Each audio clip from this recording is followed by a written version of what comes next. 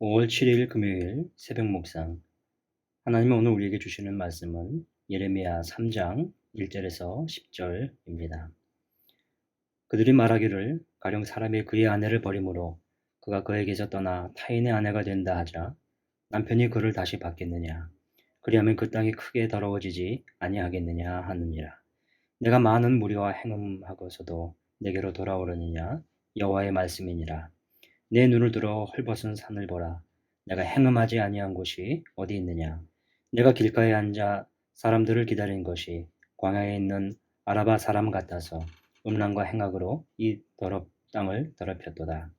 그러므로 단비가 그쳤고 늦은 비가 없어졌느니라. 그럴지라도 내가 창녀의 낯을 가졌으므로 수치를 알지 못하느니라. 내가 이제부터는 내게 부르짖기를 나의 아버지여. 아버지는 나의 청년 시절의 보호자이시니오니 노여움을 한없이 계속하시겠으며 끝까지 품으시겠나이까 하지 아니하겠느냐. 보라, 내가 이같이 말하여도 악을 행하여 내 욕심을 이루었느니라 하시니라. 요시야 왕 때에 여호와께서 또 내게 이르시되 너는 배역한 이스라엘이 행한 바를 보았느냐. 그가 모든 높은 산에 오르며 모든 푸른 나무 아래로 가서 거기서 행음하였도다. 그가 이 모든 일들을 행한 후에 내가 말하기를 그가 내게로 돌아오리라 하였으나 아직도 내게로 돌아오지 아니하였고 그의 반역한 자매 유다는 그것을 보았느니라. 내게 배역한 이스라엘이 간음을 행하였으므로 내가 그를 내쫓고 그에게 이혼서까지 주었으되 그의 반역한 자매 유다가 두려워하지 아니하고 자기도 가서 행음함을 내가 보았노라. 그가 돌과 나무와 더불어 행음함을 가볍게 여기고 행음하여 이 땅을 더럽혔거늘 이 모든 일이 있어도 그의 반역한 자매 유다가 진심으로 내게 돌아오지 아니하고 거짓으로 할 뿐이니라. 여호와의 말씀이니라. 오늘 본문을 통해 심판을 보고도 돌이키지 않는 유다라는 제목으로 함께 은혜를 나누고자 합니다. 예레미야 2장까지는 아무리 불러도 돌이키지 않는 유다의 완악한 모습에 대해 하나님의 경고하시는 말씀으로 이어집니다. 그러나 3장에는 이제까지와는 다른 양상으로 말씀을 주고 계십니다. 하나님께서 이 말씀을 하실 때에 이스라엘은 남과 북으로 나눠졌는데 북이스라엘은 아시리아에 의해 망한 상태였습니다. 그 가운데 북이스라엘의 많은 사람들은 죽고 포로로 잡혀갔습니다. 남유다도 마찬가지입니다. 그들도 망했고 역시 대부분이 포로로 잡혀갔습니다. 그런데 북이스라엘과 남유다가 다른 것은 북이스라엘은 포로로 끌려간 이후 모든 사람들이 다시 돌아오지 못했습니다. 아시리아에 의해 전 세계적으로 흩어져 버렸습니다. 이와 다르게 유다는 포로기를 거쳐 남유다로 돌아오게 됩니다. 3장의 내용은 그렇게 돌아온 유다를 향해 북이스라엘의 예를 들어서 하나님께서 그들을 향해 경고하시는 것입니다. 왜 북이스라엘이 망했는지를 아느냐. 만약 너희도 내게 돌이키지 않으면 북이스라엘과 같이 망할 것이다 라고 유다에게 전하십니다. 오늘 본문 속에 돌아오라 라는 표현이 여러 번 반복됩니다. 유다를 향하신 하나님의 기다리시는 마음입니다. 1절 끝에 내게로 돌아오려느냐고 시작을 해서 10절에 내게로 돌아오지 아니하고 거짓으로 할 뿐이니라. 여호와의 말씀이니라고 마치게 됩니다. 돌아오지 않는 유다의 모습을 이렇게 표현해 주십니다. 끝까지 돌아오지 않는 유다를 말해주는 것입니다. 어떤 모습에서인지 조금 더 살펴보겠습니다. 1절에 부부관계의 비유를 들어 설명합니다.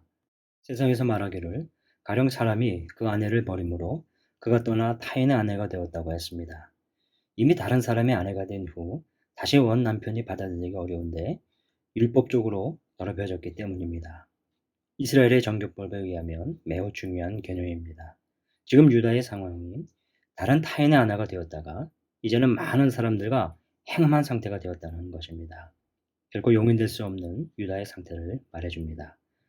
이것은 너희가 돌아오던 돌아오지도 않던 너희의 상태가 영적으로 얼마나 더럽혀져 있는지 그 심각한 상태를 보라는 것입니다. 2절에 내 눈을 들어 헐벗은 산을 보라. 너의 행음하지 아니한 곳이 어디 있느냐고 하십니다. 유다가 행음하지 않은 곳이 없을 만큼 수많은 곳에서 수없이 많은 행음을 했다는 것을 의미합니다.